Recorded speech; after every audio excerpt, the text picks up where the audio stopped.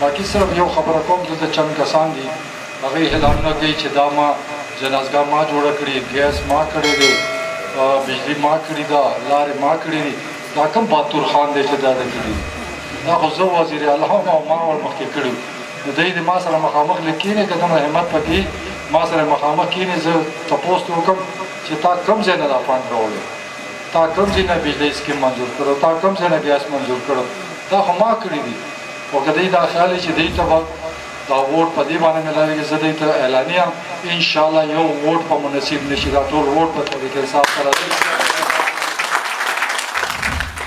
دا دلته کامیاب شوي دي دا د پی ټي آی په ټکټ شوي تحریک انصاف په ټکټ کامیاب شوي خو چې تحریک انصاف ورسره نه وي پر یو سټک ورسره نه وي زه به ګورم چې دا خلک کم مخې ته څنګه ځي نو صرف دا خلک به وایم چې غلط خلک مخطا کوي تعلیم ډېر شوی دی تاسو باندې جاهلان دا خلک نه دي په هر یو کار باندې پوهېږي چې دا کوم ځای نه وشول څنګه وشول او چا وکړو نو دا خلک خطا کوي نه ده تاسو هم دا خلک پوهېږئ چې دا بېوقوف درنه جوړئ چې زه ورسره نه یم نو دوی پلار مې دی اوس راوړي نه یو فوټ ګیس دې راوړي چېرته نه یو ټرانسفارمر خو دې راوړي چېرته نه یو ګلۍ ته دې خو فنډ راوړي یو سړک خو دې جوړ کړي دا خو یو موقع وه الله تعالی راکړې وه زه په هر چا باندې مهربان وم او کروڑونه اربونه فنډونه مې ورته کړي زه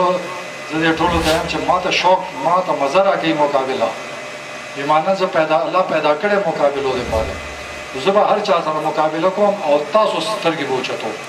دا خلک به راغورځو دا ګڼکپان به لرې کوو دې ګڼکپان نه به د نوښارو د علاقه خالي کوو نو ګورئ چې تاسو کارونه څنګه کېږي ځکه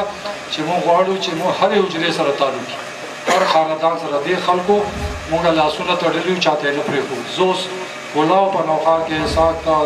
عمر ته عمران ته هر حجرې ته لاړ شي هر کور ته لاړ شي ما نه څوک انکار نه کوي انشاءالله هر سړی هر خاندان به راځي وایي تاسو به عزتي تاسو به مقامي تاسو سره به سلام مشورې تاسو به مرضۍ به کارونه کوو یو مشر بني هر خاندان هر قوم هر حجره به د ما مشراني ما په خپل حلقه کې هم دا کړي مخکې ټول نوښار کې هم زه لګی یم او موږ دا کوشش دی چې موږ هر چا سره تعلق جوړ کړو ځکه چې ما ته ډېر عزت راکوئ او یو مشر چې جوړ کړي او یو مشر نه لاړ شي نو بیا ته بوتل پاتې شي نو موږ نه بوتلان یو نه مو څوک بوتل رانه جوړولی شي دې خلکو تاسو ټولو شکریه ادا کوم میا صاحب شکریه ادا کوم دلته کې یو پروګرام اوس ما یو په نوښار کې زه غټه جلسه کوم اوس واړه واړه